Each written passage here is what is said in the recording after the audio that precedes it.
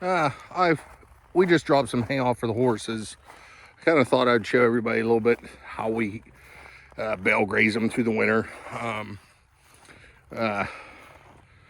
So in under the snow, there's still some grass. There's not very much. I'm not gonna claim that there's a pile, but normally there would be more than there is now. But we had two of the older mares.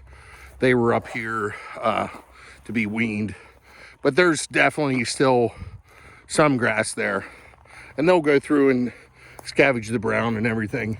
I don't know if you can see down below, there's actually more. We started haying them up above first, but you can see the standing brown there. That is, again, not the highest quality feed, but it's still feed through the winter.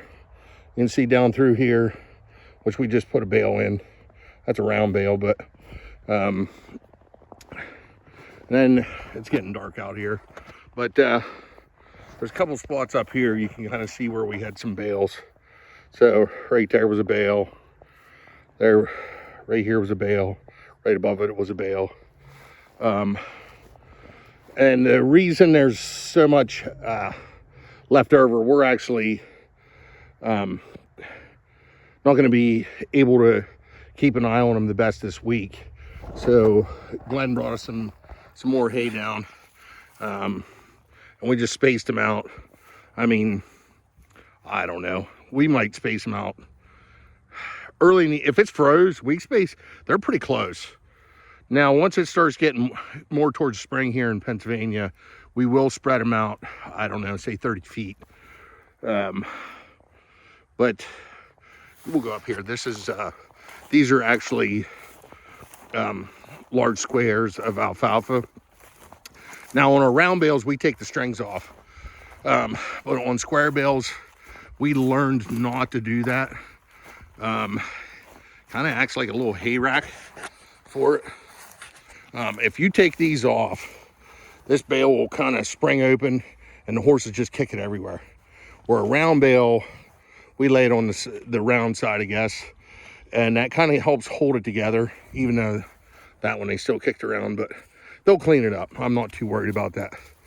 If I can show you another spot where a bale was. Right up here was a bale. So that bale, you can see they basically clean it clear up. Again, we had 6 here. They cleaned 3 of them up. There's 3 with some with some residue still left over, which again, they'll clean it up.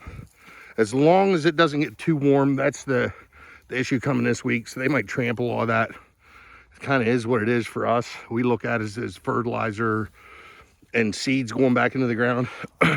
Now, if we would be home, I would have made them get damn close to cleaning all that up before we would have brought more bales.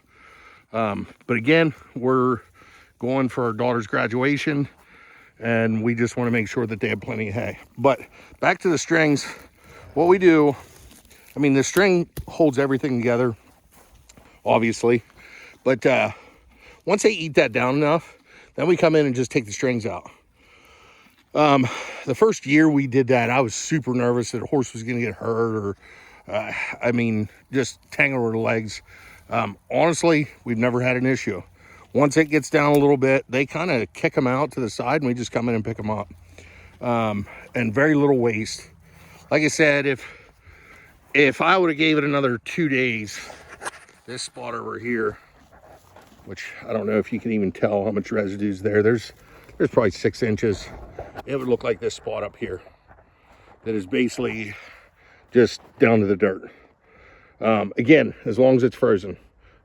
As soon as it thaws, it gets tough. Like if they step in it and gets in the mud, they're gonna kind of just leave it. But this stuff here, as long as they stay over here, don't come over here and pick through it because we're supposed to have a thaw this week.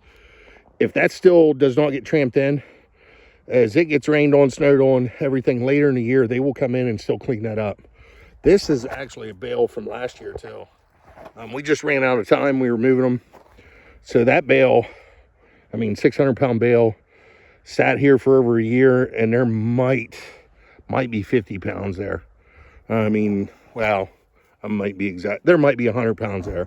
But a bale that sat for an entire year out in the weather, and they still cleaned it up. I didn't expect them to, We weren't even trying to make them clean it up, but they did.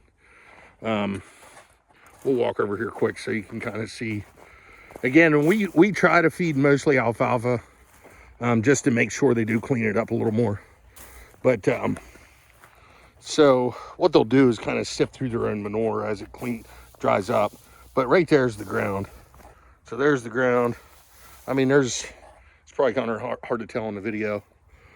But again, they'll clean this up, majority of it.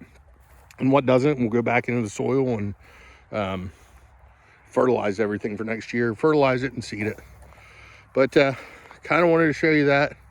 This is kind of our winter pasture. I think it's 6 acres. It's hard to tell because it runs down off the hill there a good ways.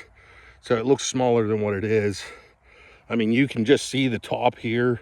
It runs a couple 100 feet down off the bank yet. I would say 200 feet down off, easy. Then it runs clear over to this house, back up. I mean, like I said, I'm pretty sure it's right around 6 acres. But yeah, I mean, hopefully that'll help you out a little bit. At least you can see how we do it. We'll talk to you later.